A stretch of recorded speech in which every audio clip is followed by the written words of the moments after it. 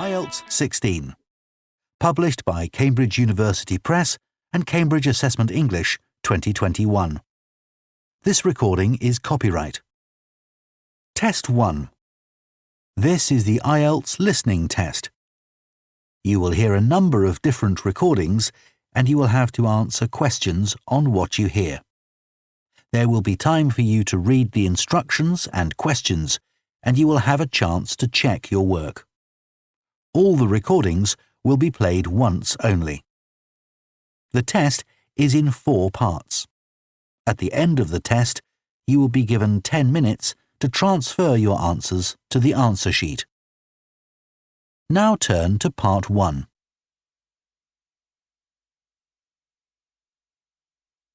Part 1.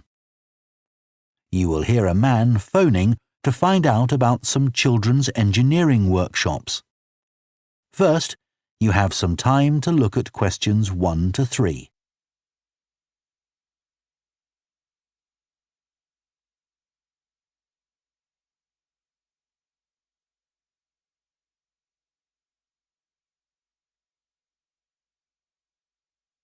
Now listen carefully and answer questions 1 to 3. Hello, Children's Engineering Workshops. Oh, hello.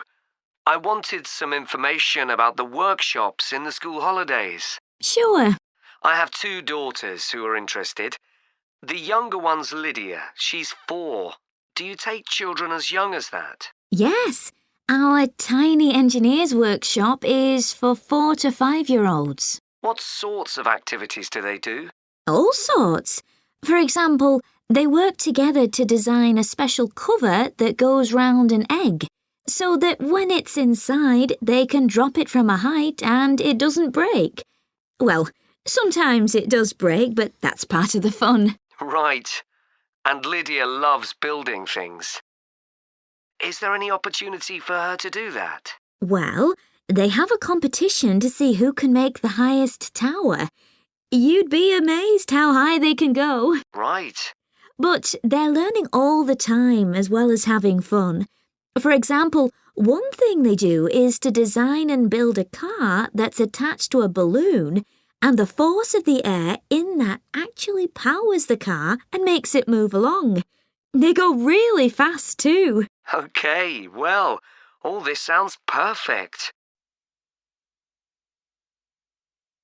Before you hear the rest of the conversation, you have some time to look at questions 4 to 10.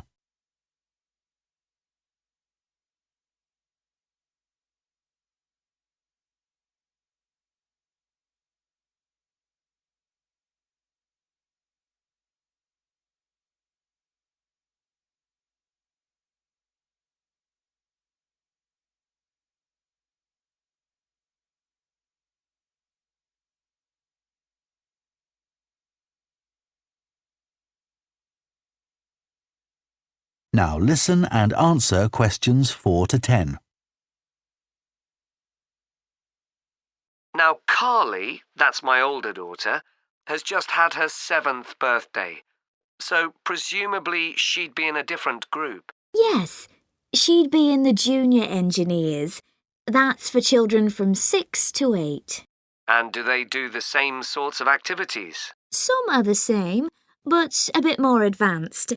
So they work out how to build model vehicles, things like cars and trucks, but also how to construct animals using the same sorts of material and technique. And then they learn how they can program them and make them move. So they learn a bit of coding. They do. They pick it up really quickly. We're there to help if they need it, but they learn from one another too. Right.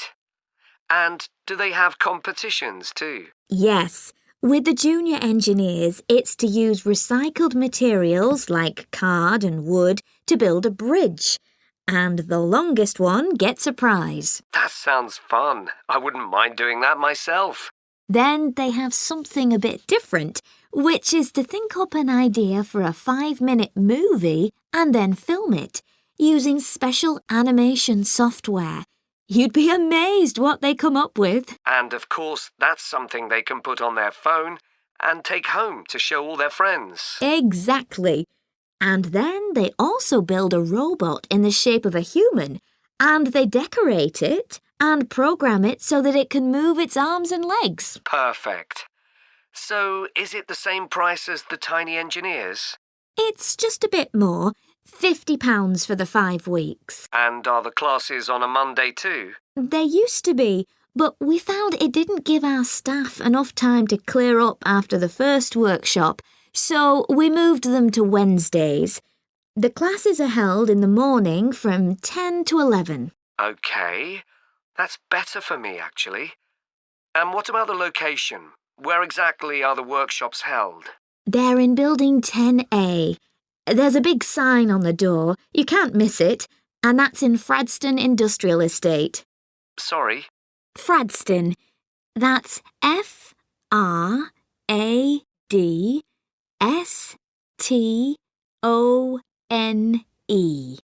And that's in Grassford, isn't it? Yes, up past the station. And will I have any parking problems there? No, there's always plenty available.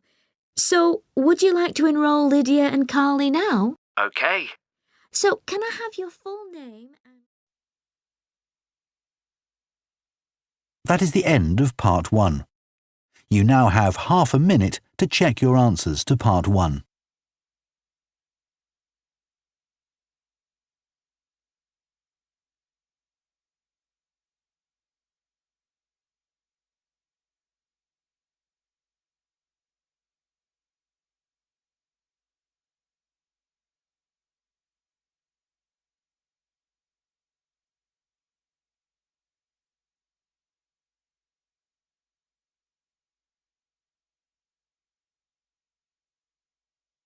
Part 2. You will hear the Managing Director of a company called Stevenson's welcoming a group of work experience students. First, you have some time to look at questions 11 to 14.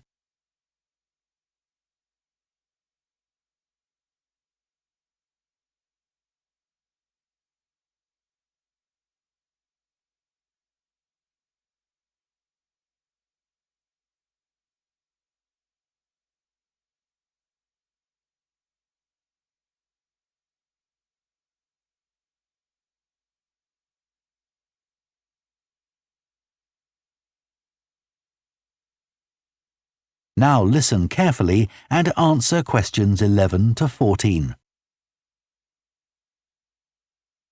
Good morning everyone and welcome to Stevenson's, one of the country's major manufacturers of metal goods. Thank you for choosing us for your 2 weeks of work experience. My name is Julia Simmons and since the beginning of this year I've been the Managing Director. Stevenson's is quite an old company. Like me, the founder, Ronald Stevenson, went into the steel industry when he left school. That was in 1923. He set up this company when he finished his apprenticeship in 1926, although he actually started making plans 2 years earlier in 1924. He was a very determined young man. Stevenson's long-term plan was to manufacture components for the machine tools industry, although in fact that never came about, and for the automotive industry, that is cars and lorries. However, there was a delay of 5 years before that happened, because shortly before the company went into production, Stevenson was given the opportunity to make goods for hospitals and other players in the healthcare industry. So that's what we did for the first 5 years. Over the years, we've expanded the premises considerably. We were lucky that the site is big enough, so moving to a new location has never been necessary. However, the layout is far from ideal for modern machinery and production methods, so we intend to carry out major refurbishment of this site over the next 5 years. I'd better give you some idea of what you'll be doing during your 2 weeks with us, so you know what to expect. Most mornings you'll have a presentation from one of the managers to learn about their department, starting this morning with research and development. And you'll all spend some time in each department, observing what's going on and talking to people, as long as you don't stop them from doing their work altogether.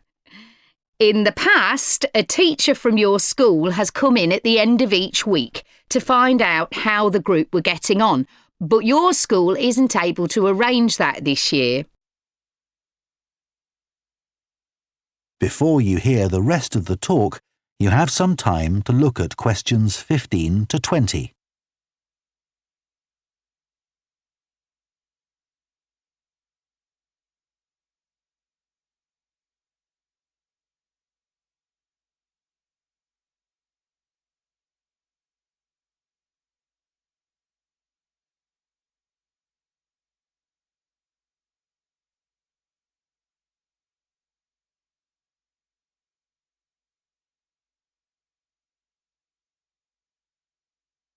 Now listen and answer questions 15 to 20.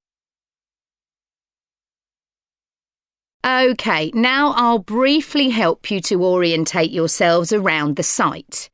As you can see, we're in the reception area, which we try to make attractive and welcoming to visitors.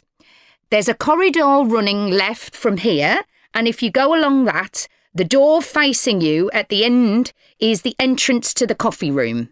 This looks out onto the main road on one side and some trees on the other, and that'll be where you meet each morning. The factory is the very big room on the far side of the site. Next to it is the warehouse, which can be accessed by lorries going up the road to the turning area at the end. You can get to the warehouse by crossing to the far side of the courtyard, and then the door is on your right. Somewhere you'll be keen to find is the staff canteen. This is right next to reception. I can confidently say that the food's very good, but the view isn't. The windows on one side look onto a corridor and courtyard, which aren't very attractive at all, and on the other onto the access road, which isn't much better. You'll be using the meeting room quite often, and you'll find it by walking along the corridor to the left of the courtyard and continuing along it to the end. The meeting room is the last one on the right, and I'm afraid there's no natural daylight in the room. Then you'll need to know where some of the offices are. The Human Resources Department is at the front of this building, so you head to the left along the corridor from reception, and it's the second room you come to. It looks out onto the main road. And finally, the boardroom, where you'll be meeting sometimes. That has quite a pleasant view, as it looks out onto the trees. Go along the corridor past the courtyard, right to the end. The boardroom is on the left, next to the factory. OK, now, are there any questions before we move? That is the end of Part 2. You now have half a minute to check your answers to Part 2.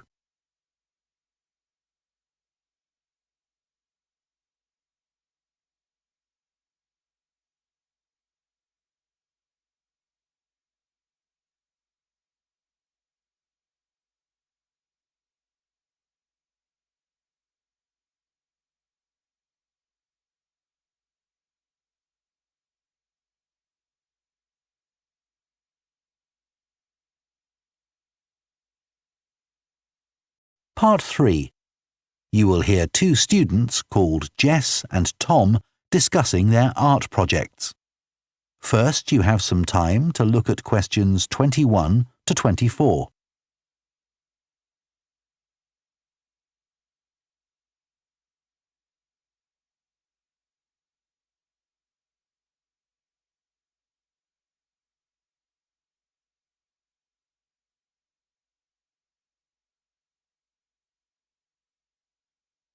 Now listen carefully and answer questions 21 to 24. How are you getting on with your art project, Tom? OK. They gave us the theme of birds to base our project on, and I'm not really all that interested in wildlife, but I'm starting to get into it. I've pretty well finished the introductory stage. So have I. When they gave us all those handouts with details of books and websites to look at, I was really put off. But the more I read, the more interested I got. Me too. I found I could research so many different aspects of birds in art. Colour, movement, texture. So I was looking forward to the bird park visit. What a letdown. It poured with rain and we hardly saw a single bird. Much less use than the trip to the Natural History Museum. Yeah. I liked all the stuff about evolution there. The workshop sessions with Dr. Fletcher were good too, especially the brainstorming sessions. I missed those because I was ill. I wish we could have seen the projects last year's students did. I suppose they want us to do our own thing, not copy. Have you drafted your proposal yet? Yes, but I haven't handed it in. I need to amend some parts. I've realised the notes from my research are almost all just descriptions. I haven't actually evaluated anything, so I'll have to fix that. Oh, I didn't know we had to do that. I'll have to look at that too. Did you do a timeline for the project? Yes, and a mind map. Yeah, so did I. I quite enjoyed that. But it was hard having to explain the basis for my decisions in my action plan. What? You know, give a rationale. I didn't realise we had to do that. OK, I can add it now. And I've done the video diary presentation and worked out what I want my outcome to be in the project. Someone told me it's best not to be too precise about your actual outcome at this stage, so you have more scope to explore your ideas later on. So I'm going to go back to my proposal to make it a bit more vague. Really? OK, I'll change that too then. Before you hear the rest of the discussion, you have some time to look at questions 25 to 30.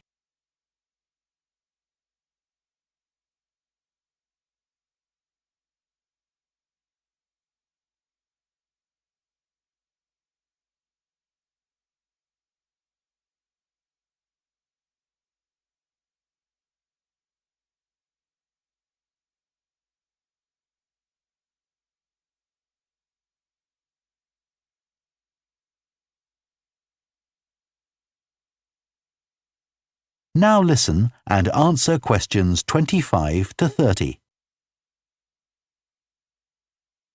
One part of the project I'm unsure about is where we choose some paintings of birds and say what they mean to us.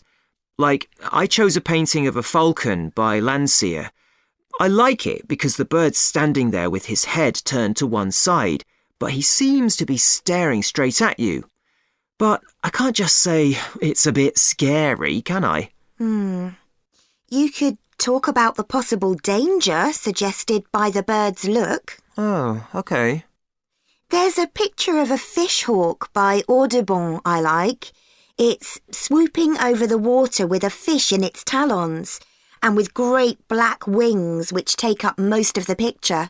So you could discuss it in relation to predators and food chains? Well, actually, I think I'll concentrate on the impression of rapid motion it gives. Right. Do you know that picture of a kingfisher by Van Gogh? It's perching on a reed growing near a stream. Yes, it's got these beautiful blue and red and black shades. I've actually chosen it because I saw a real kingfisher once when I was little. I was out walking with my grandfather and I've never forgotten it. Oh, so we can use a personal link? Sure. OK. There's a portrait called William Wells. I can't remember the artist, but it's a middle-aged man who's just shot a bird. And his expression and the way he's holding the bird in his hand suggests he's not sure about what he's done. To me, it's about how ambiguous people are in the way they exploit the natural world. Interesting. There's Gauguin's picture, Vira Matti. He did it in Tahiti. It's a woman with a white bird behind her that is eating a lizard. And what I'm interested in is what idea this bird refers to. Apparently, it's a reference to the never-ending cycle of existence. Wow. I chose a portrait of a little boy, Giovanni de' Medici. He's holding a tiny bird in one fist. I like the way he's holding it carefully so he doesn't hurt it. Oh, right. That is the end of Part 3. You now have half a minute to check your answers to Part 3.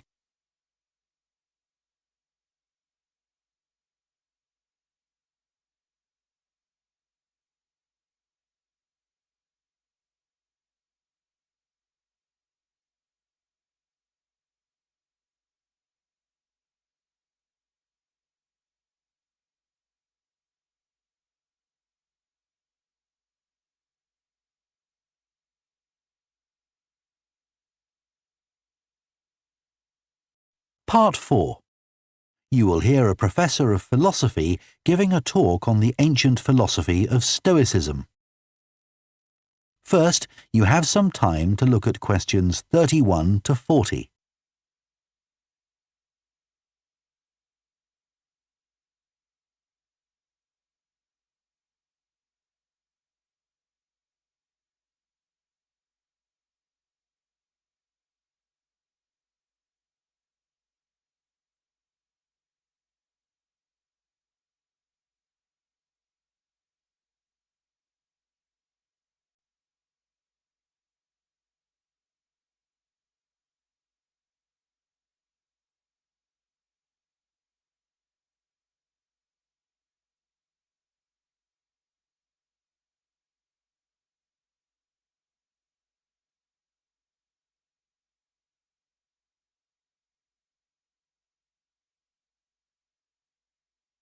Now listen carefully and answer questions 31 to 40. Ancient philosophy is not just about talking or lecturing or even reading long, dense books. In fact, it is something people have used throughout history to solve their problems and to achieve their greatest triumphs. Specifically, I am referring to Stoicism, which in my opinion is the most practical of all philosophies and therefore the most appealing. Stoicism was founded in ancient Greece by Zeno of Citium in the early 3rd century BC, but was practiced by the likes of Epictetus, Cato, Seneca, and Marcus Aurelius. Amazingly, we still have access to these ideas, despite the fact that the most famous Stoics never wrote anything down for publication. Cato definitely didn't. Marcus Aurelius never intended his meditations to be anything but personal. Seneca's letters were, well, letters, and Epictetus's thoughts come to us by way of a note-taking student. Stoic principles were based on the idea that its followers could have an unshakable happiness in this life, and the key to achieving this was virtue. The road to virtue, in turn, lay in understanding that destructive emotions like anger and jealousy are under our conscious control. They don't have to control us, because we can learn to control them. In the words of Epictetus, external events I cannot control, but the choices I make with regard to them I do control. The modern-day philosopher and writer Nassim Nicholas Taleb defines a Stoic as someone who has a different perspective on experiences which most of us would see as wholly negative. A Stoic transforms fear into caution, pain into transformation, mistakes into initiation, and desire into undertaking. Using this definition as a model, we can see that throughout the centuries, Stoicism has been practiced in more recent history by kings, presidents, artists, writers, and entrepreneurs.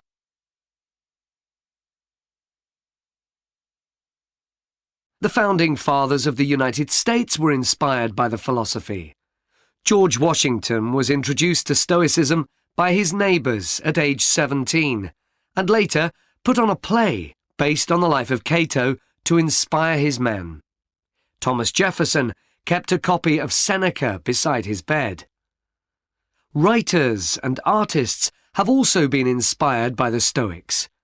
Eugene Delacroix, the renowned French Romantic artist, known best for his painting Liberty Leading the People, was an ardent Stoic, referring to it as his consoling religion. The economist Adam Smith's theories on capitalism were significantly influenced by the Stoicism that he studied as a schoolboy, under a teacher who had translated Marcus Aurelius's works. Today's political leaders are no different, with many finding their inspiration from the ancient texts. Former US President Bill Clinton rereads Marcus Aurelius every single year, and many have compared former President Obama's calm leadership style to that of Cato. Wen Jiabao, the former Prime Minister of China, claims that Meditations is one of 2 books he travels with, and that he has read it more than 100 times over the course of his life. Stoicism had a profound influence on Albert Ellis, who invented cognitive behavior therapy, which is used to help people manage their problems by changing the way that they think and behave. It's most commonly used to treat depression. The idea is that we can take control of our lives by challenging the irrational beliefs that create our faulty thinking, symptoms, and behaviours by using logic instead. Stoicism has also become popular in the world of business. Stoic principles can build the resilience and state of mind required to overcome setbacks, because Stoics teach turning obstacles into opportunity, a lesson every business entrepreneur needs to learn. I would argue that studying Stoicism is as relevant today as it was 2,000 years ago, thanks to its brilliant insights into how to lead a good life. At the very root of the thinking, there is a very simple way of living. Control what you can and accept what you can't. This is not as easy as it sounds and will require considerable practice. It can take a lifetime to master. The Stoics also believed the most important foundation for a good and happy life is not money, fame, power, or pleasure, but having a disciplined and principled character, something which seems to resonate with many people today. That is the end of Part 4. You now have 1 minute to check your answers to Part 4.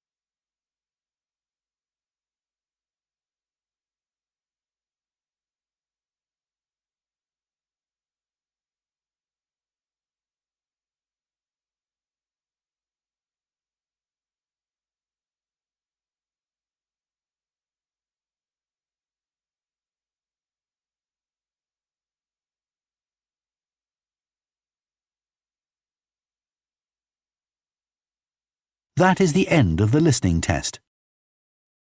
In the IELTS test, you would now have 10 minutes to transfer your answers to the answer sheet.